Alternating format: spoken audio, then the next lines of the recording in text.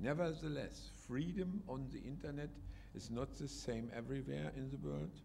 The following figures indicate this very clearly.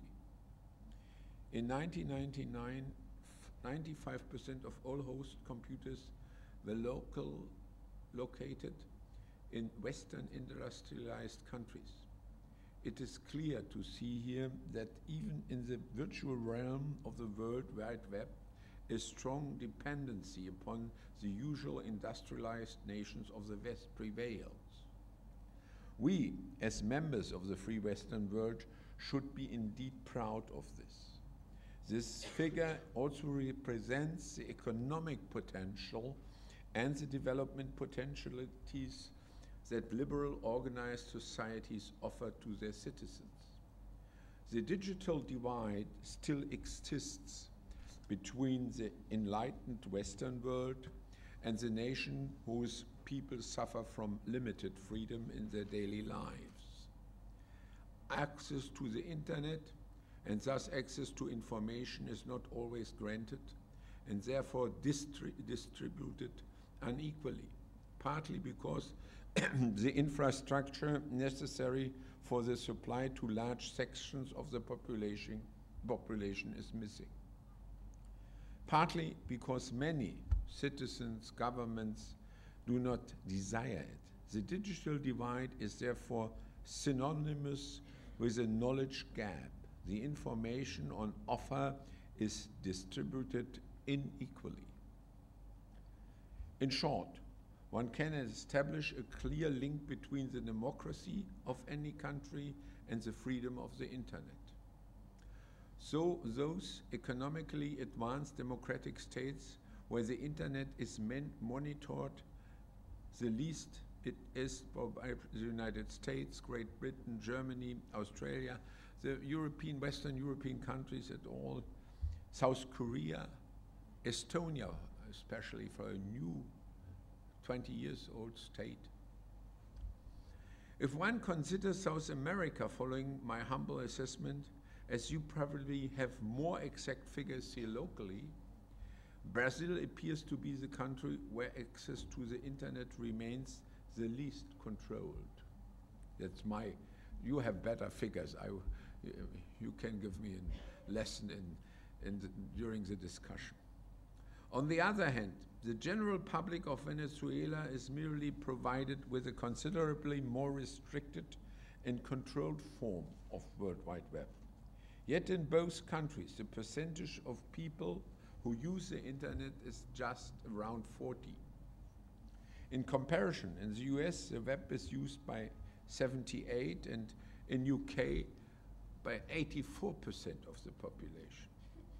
A statement by the president of Venezuela, Mr. Chavez, in March last year is exemplary. He is of the opinion that the internet could not be a free thing where you do and say whatever you want.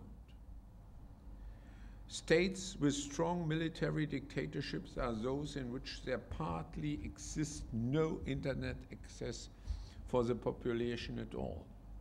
In the previously touched upon example of Myanmar, not even 1% of the population are able to use the internet. The local government regulates the internet by the means of heavy censorship, bans, and prohibitively high access costs. The installation costs there are priced at about $1,500, and this in a country where 32% of the population is earning less than the border of poverty. In the following countries, there are particular difficulties involved in obtaining access for the internet, or it is simply prohibited. Thailand, Saudi Arabia, Vietnam, Cuba, China, and Tunisia. We have to register that so that our subject matter takes us above and beyond our own profession, media law. We are in fact moving out into the highly political debate on global human rights, as you mentioned before, Mr. Behrens. Politicians are justifiably fearful of such a fast yet difficult to control medium. It shifts the balance of power. The citizen feels it. He is alone at his laptop and yet simultaneously part of a large community of like-minded individuals. This strengthens the individual and paves the way for new forms of democratic participation. No wonder we lawyers have a lot on our plate. As the internet not only has an impact on political opinion forming and therefore on political structures, a myriad of problems also appear on a legal level. In the eyes of many, the World Wide Web is presented as a legal vacuum, a place that seems impossible to regulate and that can hardly be monitored. The sudden spike in criminality, whereby the medium of the internet is used to commit crimes, it's naturally far from desirable, to say the least.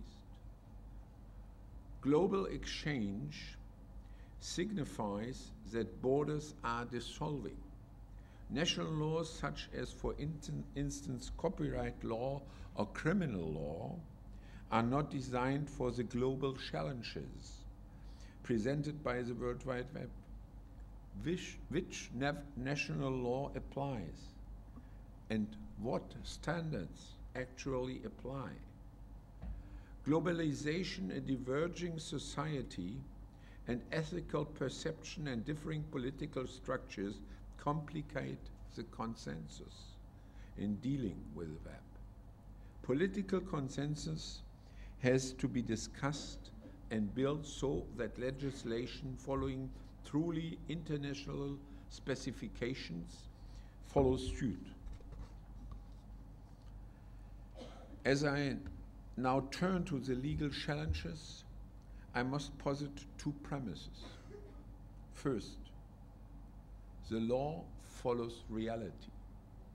Second, reality is global and digital. Laws are national and analog. While the World Wide Web develops every day, each year new forms of communications arrive on the market by the social media platforms, press agencies, apps, blogs, or hybrid forms of television.